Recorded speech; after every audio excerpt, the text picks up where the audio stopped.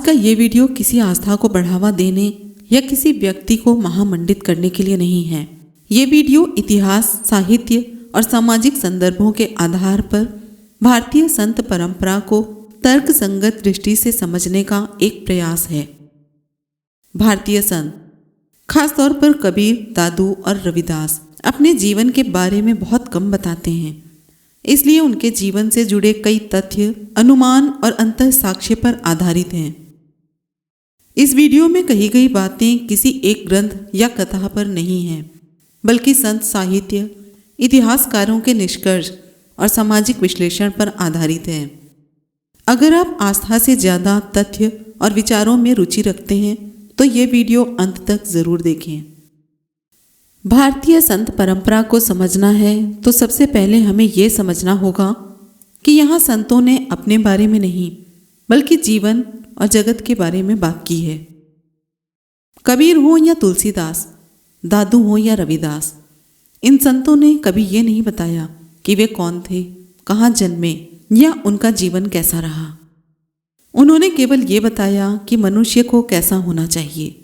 यही कारण है कि भारतीय संतों की जीवन रेखा इतिहास की किताबों में पूरी तरह से स्पष्ट नहीं मिलती, और यही कारण है कि संतों को समझने के लिए हमें इतिहास नहीं, उनकी वाणी पढ़नी पड़ती है। आज हम बात कर रहे हैं संत शिरोमणि गुरु रविदास जी के बारे में। जय भीम, नमो बुद्धाय। संत शिरोमणि गुरु रविदास, जिन्होंने समाज को बहुत कुछ दिया लेकिन अपने बारे में बहुत कम कहा। उनकी रचनाओं में ईश्वर है, भक्ति है, समाज है, पीड़ा है और विद्रोह भी है, लेकिन उनकी रचनाओं में उनका व्यक्तिगत जीवन लगभग अदृश्य है। यही कारण है कि इतिहासकार भी संत रविदास के जीवन को लेकर एकमत नहीं हैं। फिर भी जब हम अंतः साक्ष्य और बही साक्ष्य के आधार पर अध्ययन करते हैं तो उनके जीवन की एक रूपरेखा उभरती है।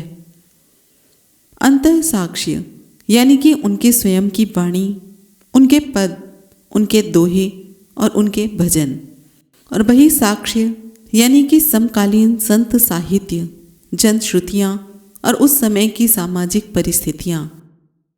इन सबको मिलाकर जब हम संत रविदास को देखते हैं तो हमारे सामने एक ऐसे संत का चित्र आता है जो समाज के हाशिए पर था लेकिन विचारों के केंद्र में था। संत रविदास उस युग में हुए जब समाज जाति और ऊंच नीच में बटा हुआ था, जहां मनुष्य की पहचान उसके कर्म से नहीं उसकी जाति से तय होती थी। ऐसे समय में संत रविदास ने कहा, मन चंगा तो कटौती में गंगा। ये केवल एक पंक्ति नहीं थी, ये उस पूरी व्यवस्था पर प्रहार था जो बाहरी पवित्रता को आंतरिक पवित्रता से ऊपर मानती थी।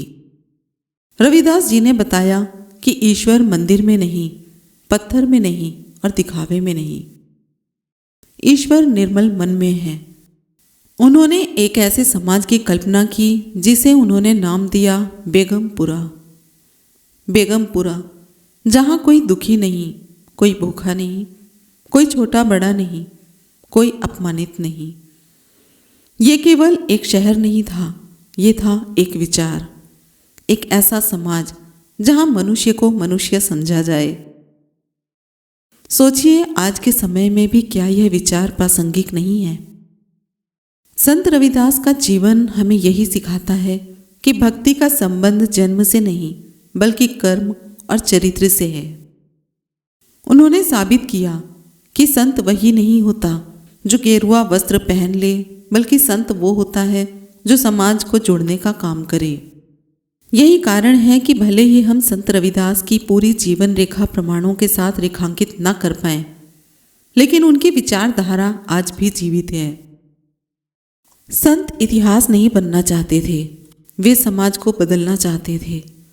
वे चाहते थे कि लोग उनका नाम नहीं, उनका संदेश अपनाएं, और शायद इसीलिए वे आज भी हमारे बीच जीवित हैं।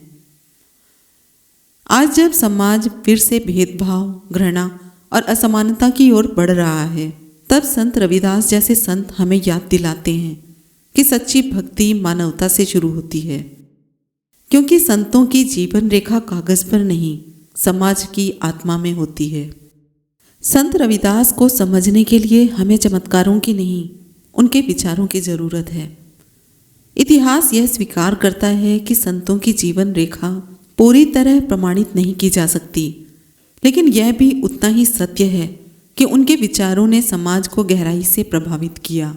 इसलिए संत रविदास को देखने का सबसे तर्कसंगत तरीका ये है कि हम उन्हें एक ऐतिहासिक व्यक्ति के साथ साथ एक सामाजिक विचारक के रूप में देखें। उनकी आलोचना भी हो सकती है, उनसे असहमति भी हो सकती है, लेकिन उन्हें समझे बिना खारिज करना ये वैज्ञानिक दृष्टि नहीं है। अगर ऐसे ही फैक्ट बेस्ड और रैशनल वीडियोस आप देखना चाहते हैं तो हमारे चैनल को सब्सक्राइब ज़रूर करें।